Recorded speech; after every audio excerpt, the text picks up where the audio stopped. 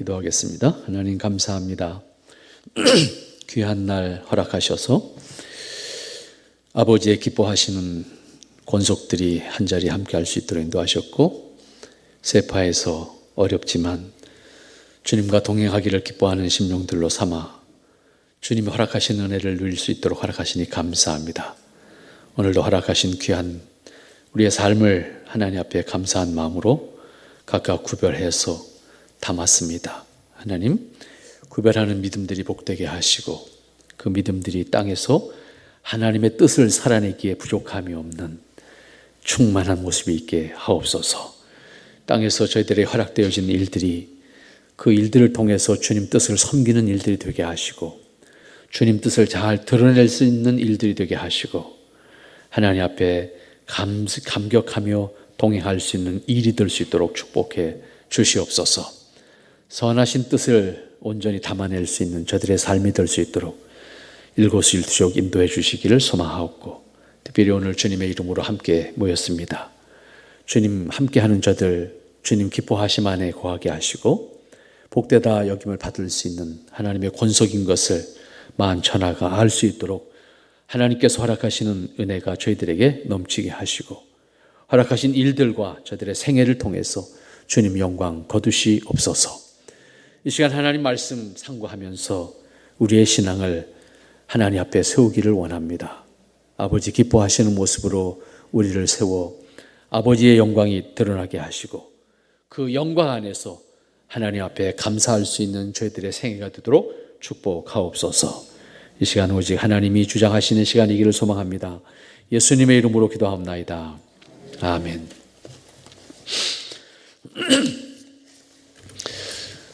오늘 본문의 말씀을 통해서 여러분들과 함께 종교개혁이라고 하는 의미, 또 그 종교개혁을 통해서 우리가 계승해야 될 것이 무엇일까 함께 나누는 시간 가지도록 하겠습니다.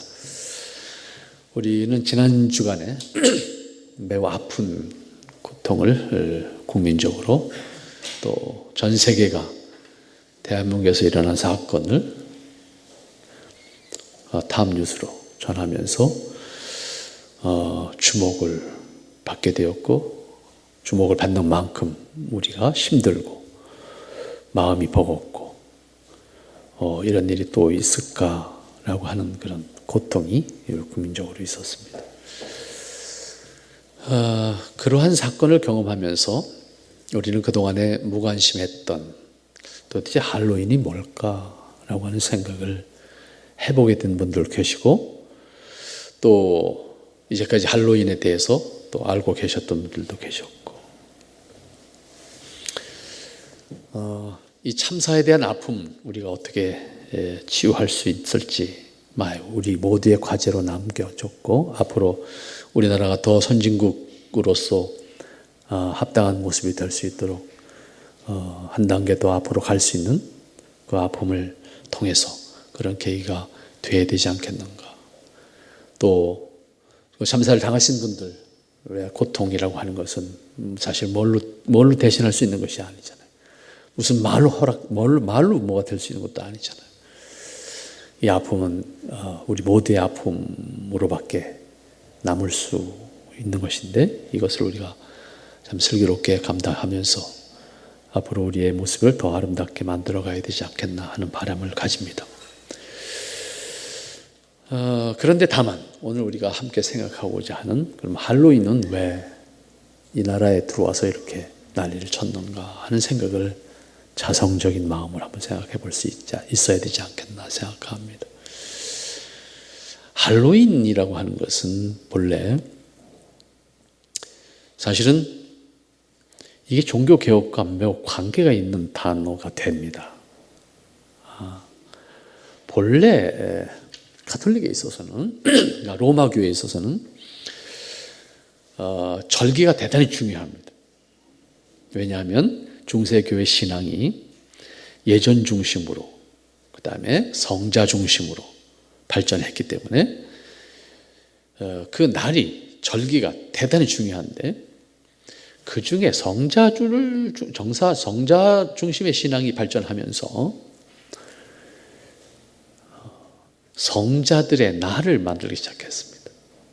그래서 가톨릭 교회력을 보면 성 어거스틴의 날, 요한의 날, 마태의 날 쭉 날짜가 정해져 있어요.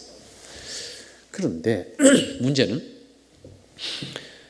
성자가 그러면 365명만 있으면 좋겠는데 우리나라만 해도 100명이 넘는데 성자가 가톨릭에서 성자로 추대한 사람이 100명이 넘는데 365일 갖고는 성자들의 날을 다 분배할 수가 없잖아요.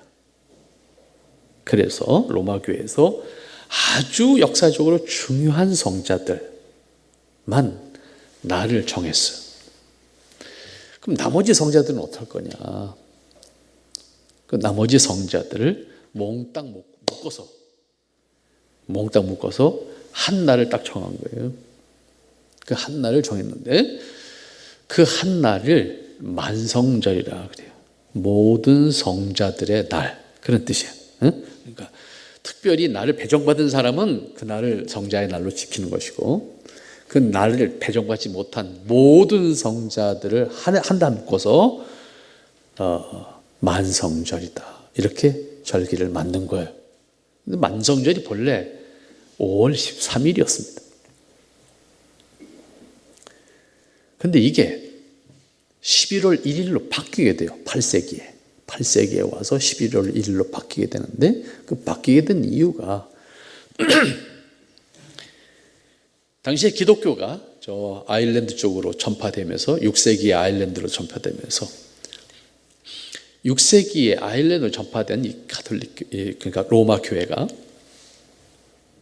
그 아일랜드에 정착하면서 토착민대 민속 행사와 로마 교회의 신앙이 충돌하게 돼요. 소위 켈틱족들의 민속 문화와 기독교가 충돌하게 되니까 기독교가 이거를 소위 토착화라고 하는 생각을 가지고 받아들이게 됩니다. 그래서 날짜를 그 켈틱족들이 지키는 날짜로 바꾸는 거예요. 그게 11월 1일입니다. 그래서 만성절을 옮기면서 그럼 켈틱족들이 지키는 그 날짜가 무슨 날이에요? 소위 축제의 날이죠. 무슨 축제냐면 모든 죽은 영혼들을 불러내는 축제입니다. 이 날짜와 만성절을 같은 날로 바꾼 거예요. 그래서 그 축제를 자연스럽게 기독교적인 것으로 포장하게 만든 거예요. 그래서 만성절 2부, 항상 제사가, 우리나라 제사도 그렇잖아요. 제사 지내는 가정에서 보면 제사를, 요새는 뭐 제사를 인터넷 보고도 드리는 것 같아서 조상님들이 좀 헷갈리겠다 그런 생각을 좀 합니다. 그분들 인터넷 모르고 가셨는데 제대로 찾아오실란가 그런 걱정을 좀 합니다만, 인터넷 모니터에다가 제사상 띄워놓고 제사하는 걸 봤어요? 야, 정말 조상님들이 헷갈리겠다. 정말 번지수 잘 찾아와야 되잖아요. IP 주소를 아실까? 그런 고민도 좀 해봤고요. 어쨌든 그렇게 이제 제사하는 분들은 조상의 혼령이 온다고 믿는 거잖아요. 그래서 자정에 제사를 하는 거예요. 근데 요즘 제사는 또 아무 때나 하대? 그것도 좀 헷갈리기도 하고, 어쨌든 그런 겁니다. 그러한 소위 죽은 영혼들을 불러오는 축제를 하는 것이 11월 1일이었습니다. 이거를 로마 교회가 수용을 해서 이제 만성절을 바꾼 거예요, 날짜를. 그리고 그 만성절 2부를 축제로 한 겁니다. 요거를 장사꾼들이 또 포장을 해가지고 온갖 축제의 어떤 그 세레모니를 화려하게 만들고, 이걸 이제 뭐 발렌타인데이와 이런 것처럼 이제 상술이 여기 녹아들어서 만들어진 것이 이제 오늘날 현대 할로윈데이라고 하는 것이 만들어진 겁니다. 근데 이 할로라고 하는 단어가 그래서 사실 이 켈틱 쪽의 말에서 나온 말입니다. 왜 이 말씀을 드리는가 하면, 할로윈 데이 자체가 중요한 것이 아니라 종교 개혁이 전 중요하니까 종교 개혁이 시작된 날 우리가 보통 말하면 1517년 10월 31일 이제 감이 잡힙니까? 11월 1일이 만성절인데 요 종교개혁이 시작된 날이 10월 31일 하루 전날이래요. 이게 바로 만성절 이브날인 거예요. 그럼 왜 이게 중요하냐고 하면 중세교회가 형성했던 신앙 가운데 성자 숭배 사상과 성물 숭배 사상이라고 하는 것이 복음을 대신하는 측면이 있었습니다. 성자들의 은덕으로 내가 속죄함을 받고 성물을 내가 소유함으로 부족처럼 내가 하나님의 보호를 받고 이런 개념이었어요. 혹은 치유를 받고 이런 신앙이 중세 후기에 형성이 됩니다. 형성이 돼서 이것이 마치 기독교의 신앙인 것처럼 된 거예요. 그러다 보니까 권력이 있고 돈 있는 사람들은 이런 걸 다시 어떻게 해요? 소유하기를 원해요. 성물을 소유하기를 원하고 성자들의 상을 만들어서 놓기를 원하고 이렇게 된 거죠. 그런데 권력이 많고 돈이 많은 사람이 많이 소유하지 않겠습니까? 근데 바로 그 가장 많이 소유했던 사람이 바로 sakso니주의 제후였어요. 근데 이 만성절을 통해서 자기 혼자 갖고 있으니까 미안하잖아요. 만성절에 사람들이 모이면 이걸 다 공개하는 거예요. 누구든지 와서 성자 혹은 성물을 대할 수 있는 기회를 줍니다. 그런데 루터가 바로 그 이브날 이걸 붙였어. 그러니까 오늘날로 말하면 통신수단이 없는 시대잖아요. 통신수단이 없는 시대인데 95개 조항을 붙인 사건이 일파만파 독일 전역으로 퍼져나갈 수 있었던 것이 바로 이 성물을 아련하기 위해서 각지에서 몰려 들어온 사람들이 이 소식을 전해서 듣게 된 겁니다.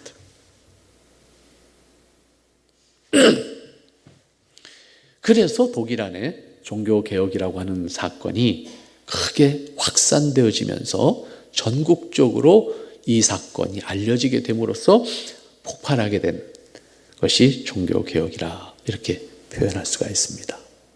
그런데 우리가 그러면 성자 숭배와 성물 숭배라는 것이 도대체 뭘까? 결국 성자를 통해서 내가 속죄의 은혜를 받는다. 성자를 통해서 내 필요한 것을 충족시킬 수 있는 기회를 얻는다. 라고 하는 신앙이 만들어진 거예요. 성자 숭배 사상과 성물 숭배 사상이 만들어지면서 로마 교회는 그리스도가 없어집니다.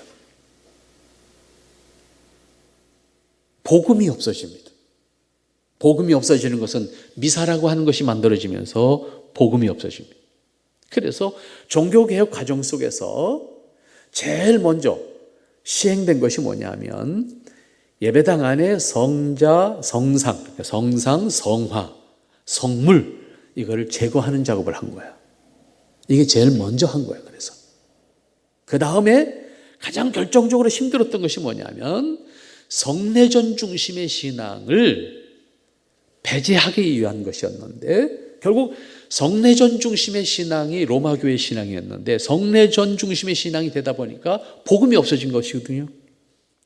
성자 숭배 사상을 통해서 그리스도가 없어졌고 성례전 중심의 신앙이 형성되면서 복음이 없어진 거예요.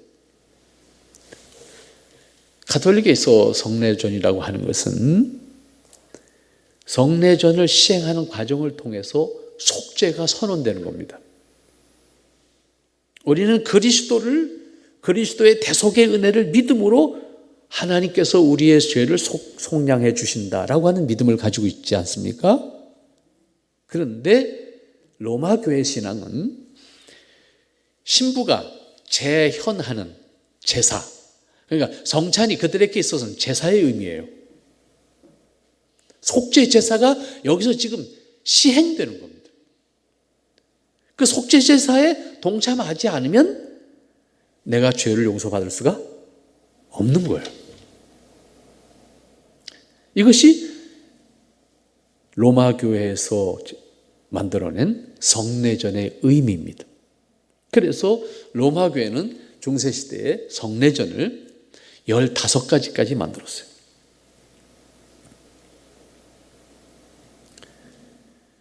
근데 복음을 깼죠. 성경을 통해서 아무리 확인해도 15가지 성례전이 없어. 사람의 필요에 의해서 종교적인 퍼포먼스를 만든 것이 성례전입니다. 그래서 종교개혁 과정 속에서 성경이 증거하고 있는 그럼 성례전이 뭘까라고 했을 때 성례전이 증명하는 성례전은 2가지. 세례와 성찬.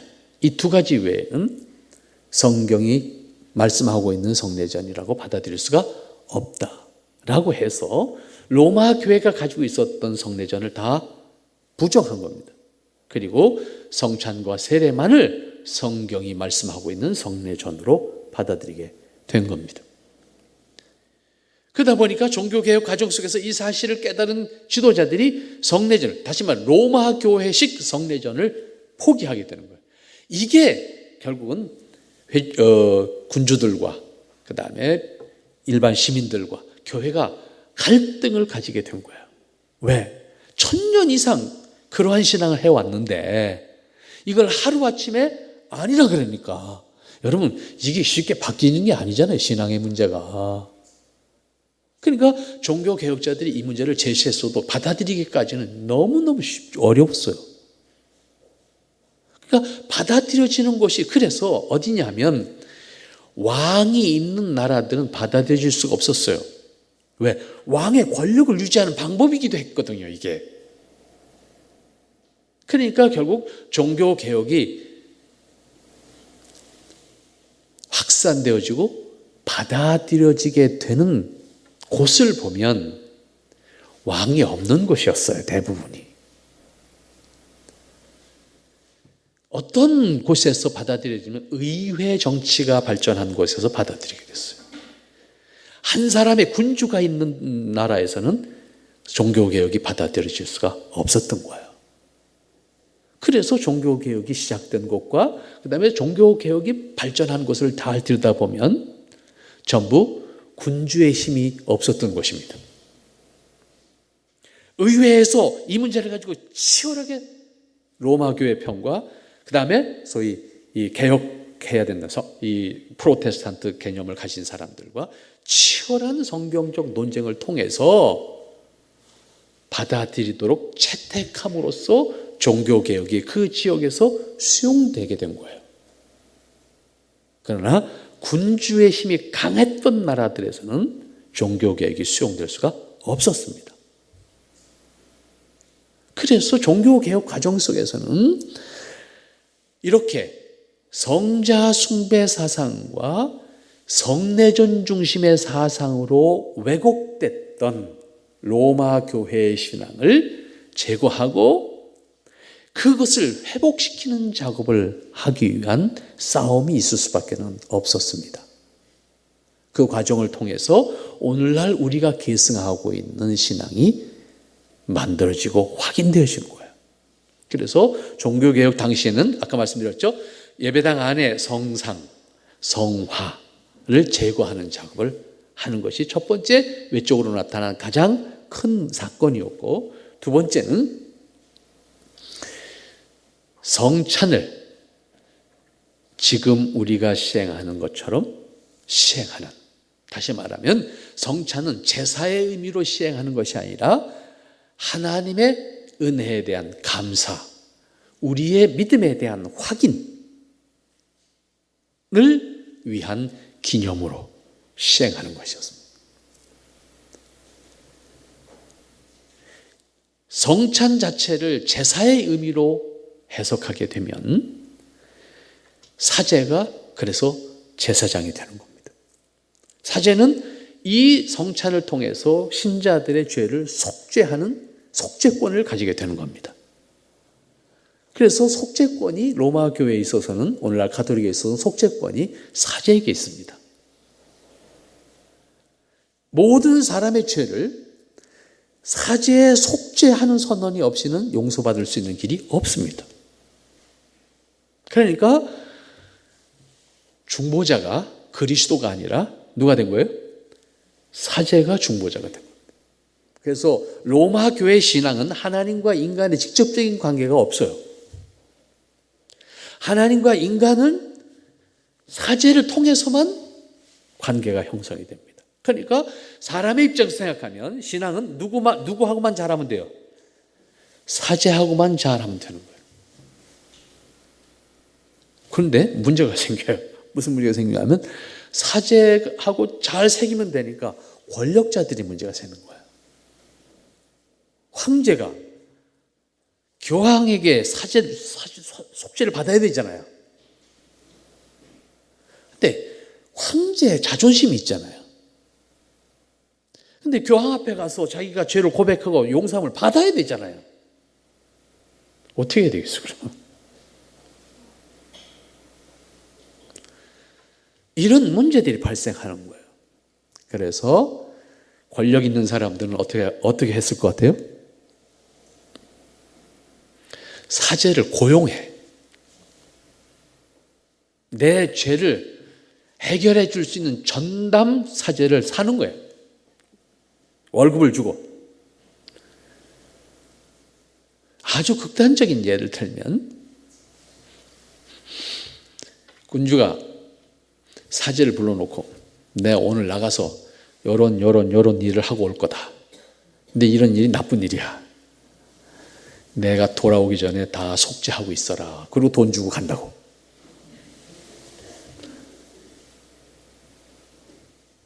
그리고 가서 나쁜 짓을 하고 돌아와. 돌아와서 사제한테 다 속죄됐지? 확인하는 거예요. 그럼 또 사제는 어차피 사하노라 그러면 끝나는 건데 뭐. 사제는 돈 받아서 뭐 하겠어요? 똑같이 나쁜 짓 해. 그러니까 둘이 알력이 생기는 거예요. 그 다음에는. 이런 얘기가요.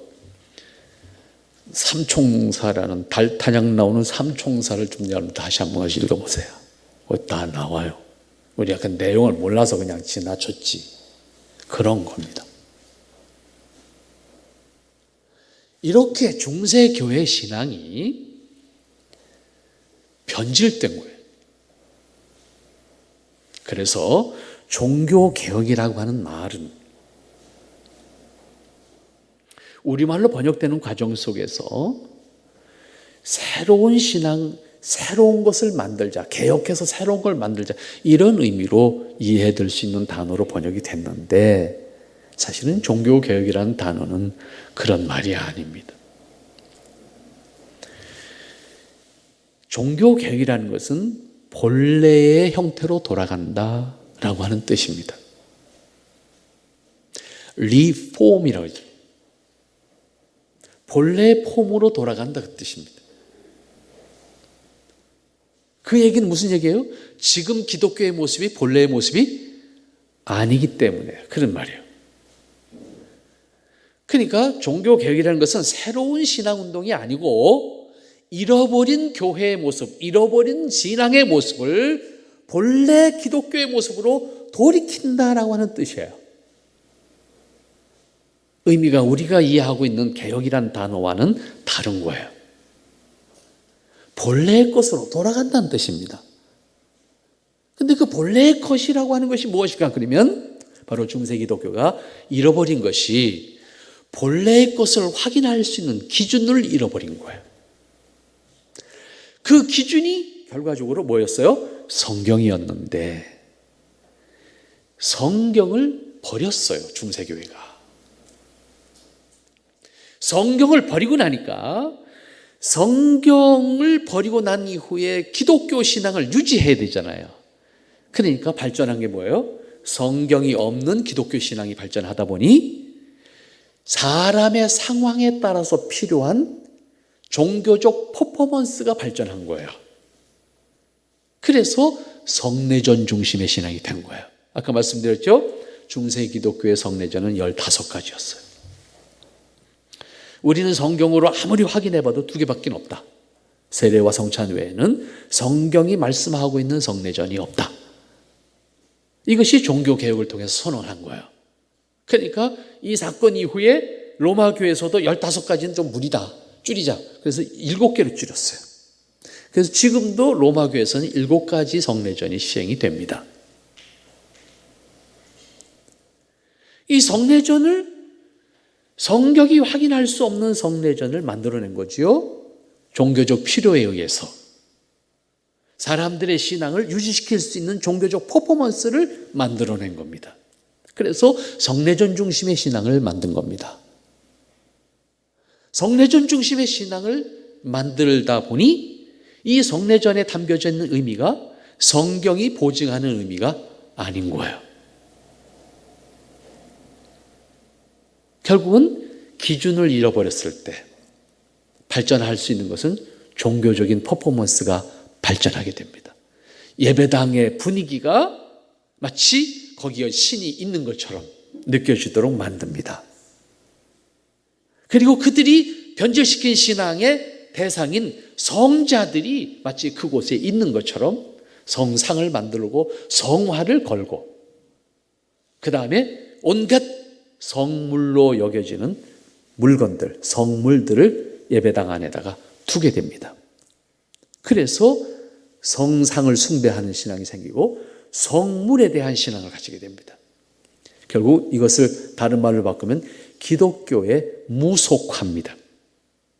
기독교 신앙을 무속적으로 변질시킨 것이다 라고 말씀을 드릴 수가 있을 겁니다. 이러한 신앙이 중세 로마 교회가 만들어낸 신앙입니다. 그 이유는 신앙의 근거, 신앙의 최종적인 권위를 포기했기 때문입니다. 그래서 중세 시대에는 신자가 성경을 읽을 수가 없었습니다. 성경을 읽으면 죄였습니다. 그래서 교회에서는 금소로 정했습니다. 성경을 신자들이 아예 읽지 못하도록 금소로 정했다.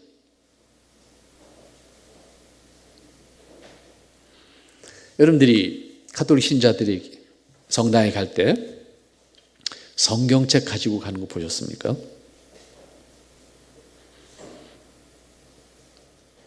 기억이 있으시면 신고해 주세요. 네. 성경책 필요 없습니다. 왜냐하면 제사에 참여하는 거니까. 우리의 예배와 가톨릭의 제사는 다른 거예요. 우리는 예배입니다.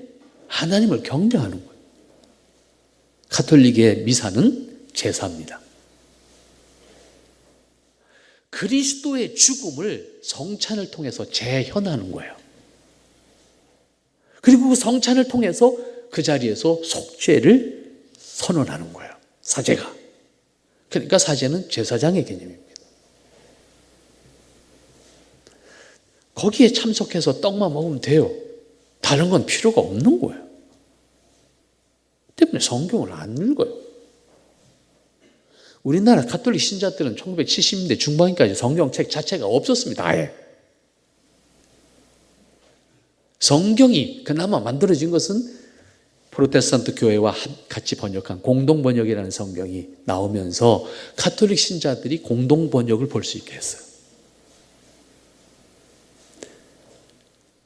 그러나 가톨릭 신자들 성경 보는 사람 거의 없습니다. 더러더러 보는 사람들이 개인적으로 있지만 성당에 가서 볼 일도 없고 집에서 볼 사람 없고 성찬에 참여하고 오면 되는 거니까 다른 일이 없어요. 성경을 필요하지 않습니다. 그래서 성경을 잃어버렸어요. 다시 말하면 신앙의 근거, 신앙의 권위인 최종적인 성경을 그들은 버림으로써 기독교가 어쪽으로 튀든 신앙이 어떻게 변질되든 알 수 없는 곳으로 신앙이 변질되어져 가게 된 겁니다. 그래서 결과적으로 마지막 단계에 왔을 때 성자의 은총을 비는, 성자의 은총을 간구하는 신앙까지 만들어지게 된 거죠. 그래서 아까 말씀드린 것처럼 그들은 성경책은 가지고 가지 않지만 기도서를 가지고 갑니다. 그 기도서는 기도문입니다. 가톨릭 신자들은 우리처럼 기도하지 않습니다. 기도문을 읽는 것으로 기도를 하는 겁니다. 그런데 더 문제는 기도서 안에 담겨져 있는 것이 문제가 되는 거예요. 그 기도서 안에 마지막 기도문이 끝난 다음에 예수님의 이름으로 기도합니다가 아닙니다. 성 요한의 이름으로 기도합니다. 성 어거스틴의 이름으로 기도합니다. 성 테레사의 이름으로 기도합니다. 이렇게 된 겁니다. 그리스도가 없어졌어요. 그 모든 역할을 성자들이 대신합니다.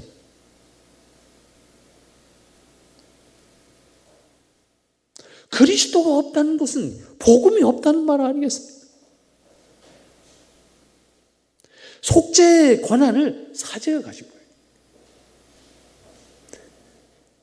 그 권한을 사제가 가질 수 있도록 만드는 대표적인 것이 성찬과 성자 숭배 사상에 나오는 거예요.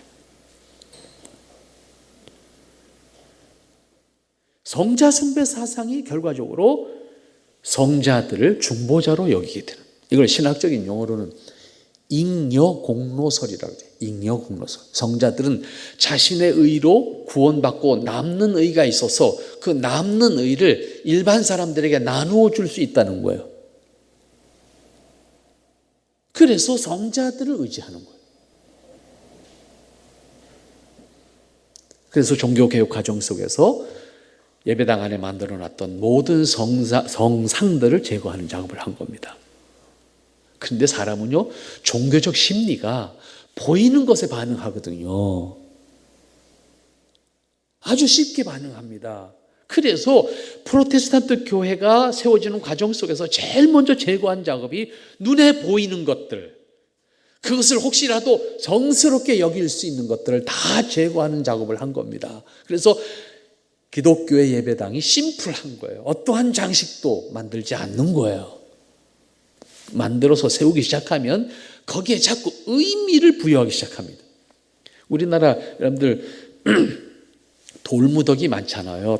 토테미즘에서 나오는 돌무더기. 내가 갖다 던져놓은 돌멩인데도 나중에 지나갈 때는 괜히 마음을 졸여. 사람의 심리예요, 이게.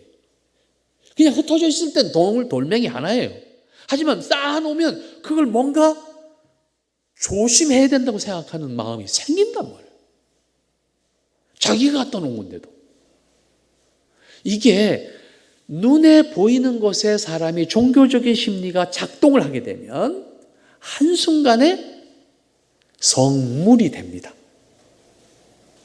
제가 전국을 답사하는 일을 평생 했기 때문에 곳곳을 돌아다녔습니다. 돌아다니다가 충청북도 영동하고 보은하고 그 경계선쯤 산속에 있는 어느 마을에 갔을 때입니다. 그 마을을 몇 번 갔어요. 제가 뭘 찾으러 몇 번 갔는데 그 두 번째가 세 번째쯤 갔을 때 논두렁에 돌멩이 하나 비추 서 있는 거예요. 그래서 논두렁에 서 있는 게 좀 그렇잖아요. 사람이 왔다 갔다 해야 되는데 돌멩이 하나 비추 서 있어. 우리는 궁금하면 또 그걸 못 참는 성격이라 그 차를 세워놓고 논두렁을 건너서 갔어요. 이 도대체 뭔가 했더니 그냥 돌멩이에요. 그런데 돌멩이에 구멍이 뽕뽕뽕 뚫려져 있는 거야. 그래서 동네에 들어가서 이장님을 찾았습니다. 이장한테 물었어요. 내가 이 마을 보다 보니까 그 논두렁에 돌멩이 하나 서 있더라. 돌멩이 뭐냐? 이장이 뭐라고 대답할게요? 산비탈이니까 산비탈을 개간해서 논을 만드는 거잖아요. 산비탈이 논을 만들려고 바닥을 파는데 그 돌멩이가 바닥에 나왔대. 바닥에서 나왔는데 캐놓고 보니까 구멍이 뚫린 게 뭔가 범상치 않은 거예요. 그래서 갖다 버리면 안 될 것 같아서 거기다 세워놨대. 끝이에요. 사람은요, 그렇게 약한 존재예요. 그래서 뭔가 가시적으로 보이는 게 있으면 그것에 대해서 그냥 지나치지 않아요. 그리고 그것을 자신도 모르게 어떻게 해요? 숭배의 대상으로 혹은 정신적인 지주로 여기게 됩니다. 그래서 한국의 귀신들은 북어대가리를 좋아해요. 왜 좀 다른 거 더 좋은 거 많은데 왜 북어대가리일까? 제가 많이 고민해 봤어요. 제일 편해. 사실은 싸지요? 썩질 않아. 아주 경제적으로 유리한 거야. 그거 하나 걸어놓으면 1년 내내 그냥 가는데 뭐. 하지만 그걸 걸어놓고 마음의 위로를 받는 게 사람이라고요. 기독교가 신앙의 근거를 성경에 두지 못하거나 하나님과의 관계를 인격적으로 가지지 못하면 기독교 신앙도 다르지 않아요. 기독교의 이름으로 무속신앙이 돼요. 제가 처음에 할로윈 얘기했어요. 그죠? 할로윈만의 문제가 아니에요. 여러분들 텔레비전 한번 보세요. 카톨릭이 들어간 나라들, 중남미의 대부분의 나라들, 필리핀, 그리고 아프리카에 있는 나라들이 축제하는 걸 보세요. 그 축제가 뭡니까? 그 나라의 토속 민속 신앙과 로마 교회가 갖다 전달해 준 성자들의 날이 다 하나로 만들어지는 거예요. 카톨릭 교회들이, 카톨릭 국가들이 다 성자의 이름으로 성상을 들고 나왔는데 축제의 내용은 그들이 옛날부터 믿어왔던 토속신앙이잖아요. 이렇게 된 거예요. 할로윈만의 문제가 아니에요. 모든 로마 교회를 계승하고 있는 나라들의 축제는 같은 의미를 가지고 있어요. 축제의 날은 성자들의 날입니다. 그런데 앞에 세우고 들고 나온 건 성자인데 그 신앙의 내용은 토속신앙이라. 그들이 전통적으로 가지고 있었던 토속신앙을 그 성자의 날과 같이 축제의 날로 만든 거예요. 의식을 가지고 텔레비전을 보면 그게 보여요. 그냥 보면 그냥 축제라고 생각하지만 그 축제가 그냥 단순한 축제가 아닙니다. 기독교의 신앙이 그렇게 변질되어져 버린 거예요. 성자들의 은총을 구하는 거잖아요. 루터가 수도원에 들어갈 때도 다르지 않았어요. 그가 벼락이 치는 날 땅바닥에 엎드려서 죽음의 공포에 빠지게 됩니다. 엎드려져서 기도합니다. 성 안나요. 나를 여기서 살려만 주신다면 내가 수도사가 되겠습니다. 그래서 하루아침에 보따리 싸고 수도원에 들어간 거예요. 그런데 기도를 누구한테 했어요? 성 안나요. 안나는 바로 루터의 고향 마을에서 성자로 섬기는 사람입니다.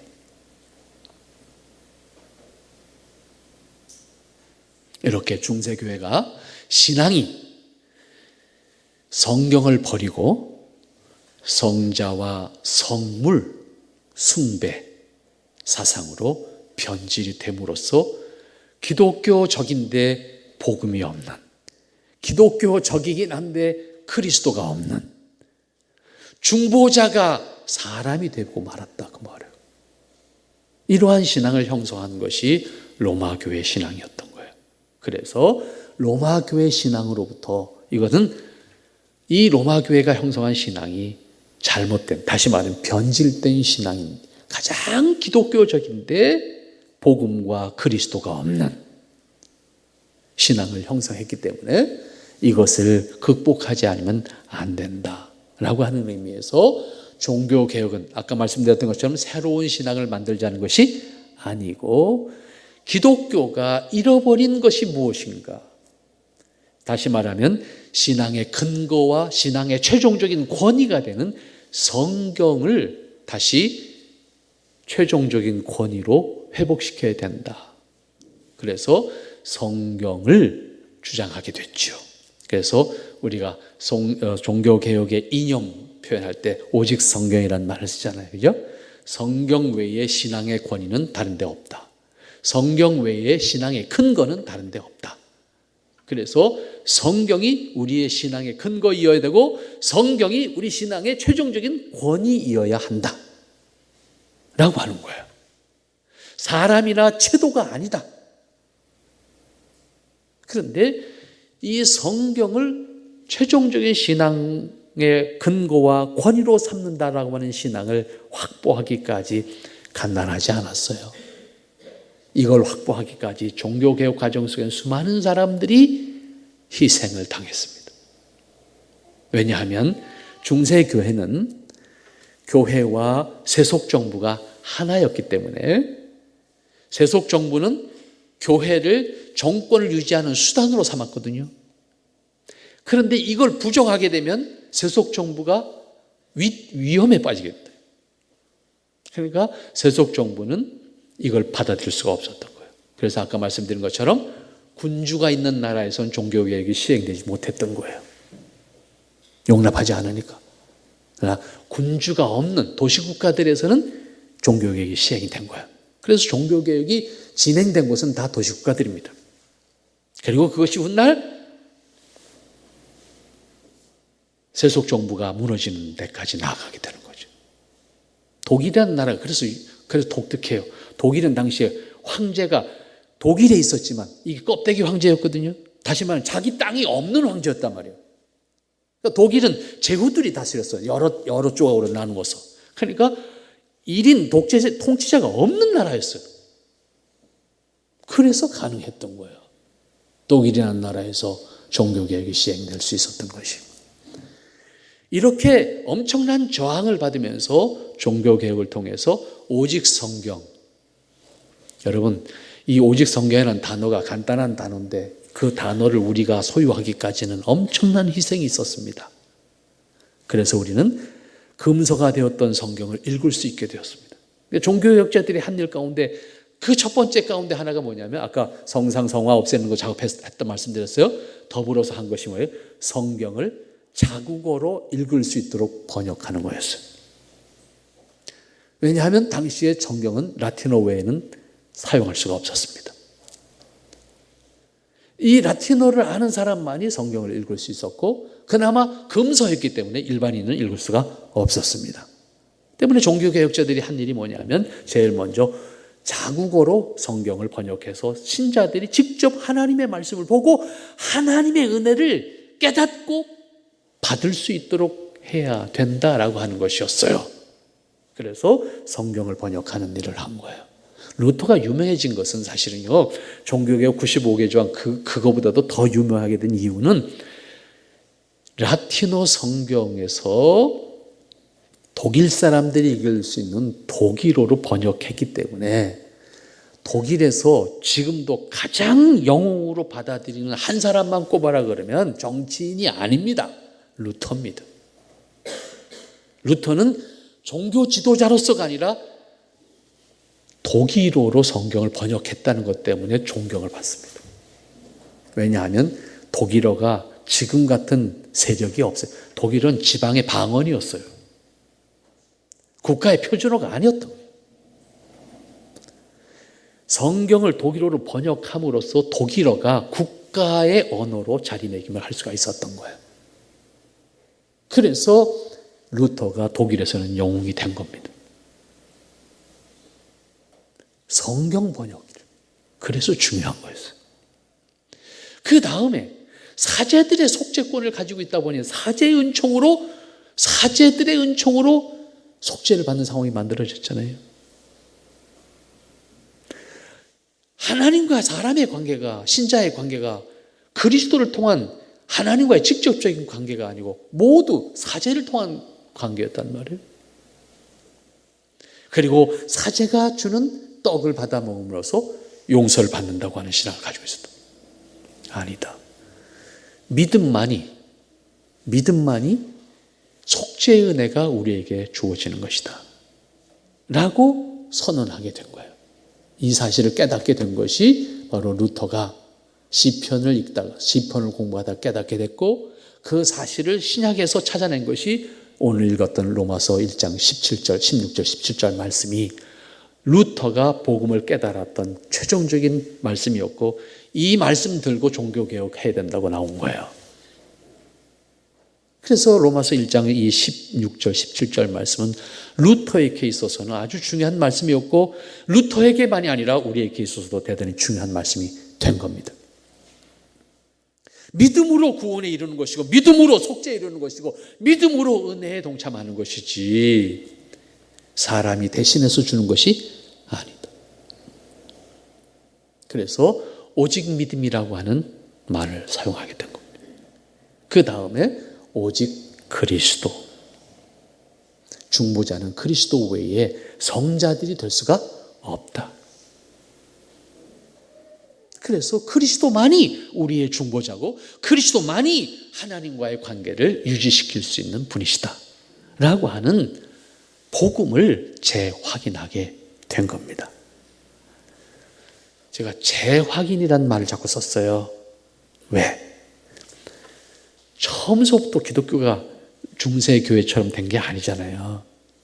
처음에는 이런 신앙이 있어서, 초기 교회는. 근데 이것이 중세교회로 들어가면서 이렇게 변질이 된 것이거든요. 그러니까 종교개혁에 와서 처음에 형성했던 기독교 신앙, 찾았던 기독교 진리를 다시 확인한 것이 종교개혁 신앙이에요.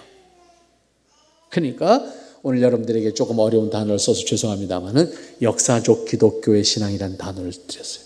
우리의 신앙은 초대 기독교부터 계승되어져 있는 이 신앙을 계승하는 거예요. 그런데 이 신앙이 중세 기독교 역사 동안에 변질됐어, 왜곡됐어.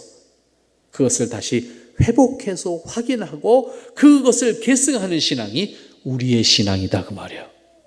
그래서 여러분들이 가톨릭이 큰 집이다, 프로테스탄트 교회는 작은 집이다, 이렇게 이해될 수 있는 문제가 아니라는 거예요.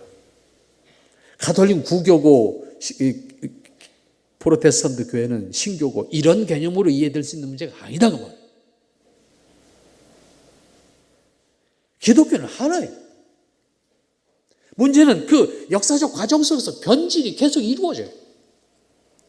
이 변질된 것을 다시 확인하고 다시는 확인하는 가운데 성경이 말하는 신앙으로 다시 돌아가는 거예요. 그래서 주님이 다시 오실 때까지 우리는 끊임없이 성경을 근거로 해서 우리의 신앙을 재확인해가는 작업을 해가야 되는 거예요.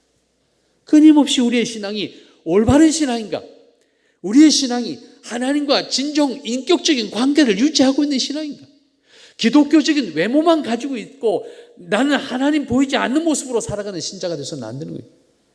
그리스도인은 항상 하나님 앞에 서 있는 자의 모습이어야 됩니다. 사람 앞에 서는 자의 모습이 아니라 하나님 앞에 서는 자의 모습이어야 됩니다. 그래서 내가 하나님과 인격적인 관계 속에서 부끄러움 없이 설 수 있는 사람으로, 하나님을 경외하는 마음으로 내가 서서 내 신앙과 내 생활도 해가야 되는 거예요. 그런데 아쉽게도 우리가 형성하고 있는 신앙이 그렇지 못해요. 사람 보이는 신앙을 하려고 하게 돼요. 아까 말씀드린 이건 사람의 본능이에요, 사실은요. 그렇기 때문에 매우 의식적으로 우리가 하나님 앞에 서는 자세를 가지지 않으면요, 누구도 직분과 관계없어요. 누구도 사람은 자연인으로 돌아갑니다. 그래서 게을러지게 되고, 그래서 아무도 안 보면 내가 하고 싶은 대로 하게 되고. 그러나 하나님은 아니 계신 곳이 없으셔요. 그러나 우리는 그 하나님 앞에서 자유할 수 있어야 돼요. 하나님 앞에서 자유할 수 있다는 것은 내가 완전하기 때문이 아니에요. 내가 그분을 아버지로 믿기 때문이에요. 그분을 내 하나님으로 믿기 때문에 그분 앞에서 내가 비록 죄인된 모습임에도 불구하고 자유할 수 있는 거예요. 그리고 내가 그분을 존경함으로 그분이 나로 말미암아 실망치 않도록 내가 하나님 앞에서 신실함을 살아가기 위해서 내 자신을 다스리고 내 자신을 하나님 앞에 세우는 작업을 해가는 거예요. 그게 우리의 신앙이에요. 누구한테 점수 받고 누구한테 인정받기 위해서 사람 보이는 앞에서 행동하려고 하는 것이 아니다 그 말이에요. 그것으로 내가 하나님의 의를, 그것으로 내가 하나님의 복을 받겠다? 그거는 천부당 만부당 한 거예요. 하나님이 우리의 행동 보고 우리에게 뭘 주실 것 같았으면 우리 이미 자격 상실이에요. 그렇지 않습니까? 뭘 가지고 내가 하나님 앞에 가서 내가 당당하게 요구할 수 있는 것이 있습니까?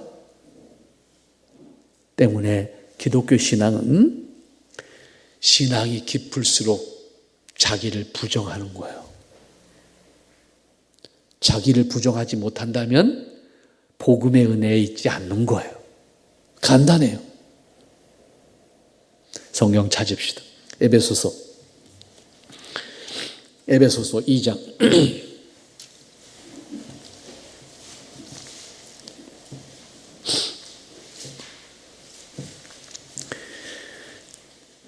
에베소서 2장 찾으셨습니까?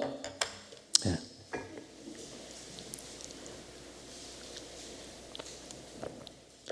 6절부터 9절까지 읽습니다. 6절부터 9절까지 시작. 또 함께 일으키사 그리스도 예수 안에서 함께 하늘에 앉으시니 이는 그리스도 예수 안에서 우리에게 자비하심으로써 그 은혜의 지극히 풍성함을 오는 여러 세대에 나타내게 하려 하심이라. 너희는 그 은혜에 의하여 믿음으로 말미암아 구원을 받았으니 이것은 너희에게서 난 것이 아니요 하나님의 선물이라. 행위에서 난 것이 아니니 이는 누구든지 자랑하지 못하게 함이라. 우리가 하나님의 은혜를 말하면서 나의 믿음을 자랑한다고요? 천부당 만부당 한 거예요. 분명히 기록했어요. 그 행위를 자랑하지 못하게 하기 위함이다. 믿음도 은혜였습니다. 속죄도 은혜였습니다. 구원도 은혜였습니다. 그 은혜를 받은 우리가 이 땅에서 하나님 앞에 믿음으로 살아갈 때 나의 행위를, 나의 믿음을 드러내고자 한다면 하나님 앞에 대단히 송구한 사람의 모습입니다. 여러분, 하나님의 전적인 은혜를 소유한 여러분들로서 그 은혜를 담아내서 그 은혜를 내 삶과 내 인격을 통해서 드러냄으로 말미암아 오직 하나님의 의만 드러날 수 있도록 하는 삶이 그리스도인의 삶인 것을 믿으시기 바랍니다. 그것이 우리가 추구해야 될 믿음인 것도 확인할 수 있기를 바랍니다. 그러한 자세로 서로를 섬기고 그러한 자세로 함께하는 지체로서의 우리 내포 사랑의 교회가 된다고 하면 그 크기와 관계없이 모든 사람이 여러분을 통해서 하나님을 보게 될 것입니다. 기도하겠습니다. 거룩하신 아버지 하나님, 감사합니다. 주님의 사랑, 주님의 은혜를 통해서 하나님 앞에 설 수 있었던 저희들이었습니다. 주님의 무한한 은혜를 통해서 우리 됨을 고백할 수 있었습니다. 하나님, 그 은혜를 잃어버리지 않도록 그 은혜를 망령되게 사용되지 않도록 우리를 지켜주시옵소서. 우리가 하나님의 은혜 안에 있는 자들로, 하나님이 기뻐하는 자들로 함께하기에 부족함이 없도록 축복해 주시옵소서. 오직 하나님의 은혜로만 지체된 것을 기뻐하고 오직 하나님의 사랑으로만 하나님의 자녀된 것을 감격할 수 있는 주님의 은혜를 소유한 자들로서 땅에서 지체들을 보이지 않는 하나님을 섬기듯 섬겨가는 과정을 통해서 그리스도의 사랑과 은혜를 드러낼 수 있는 우리의 삶과 신앙과 우리 공동체가 될 수 있도록 축복하옵소서. 예수님의 이름으로 기도하옵나이다. 아멘.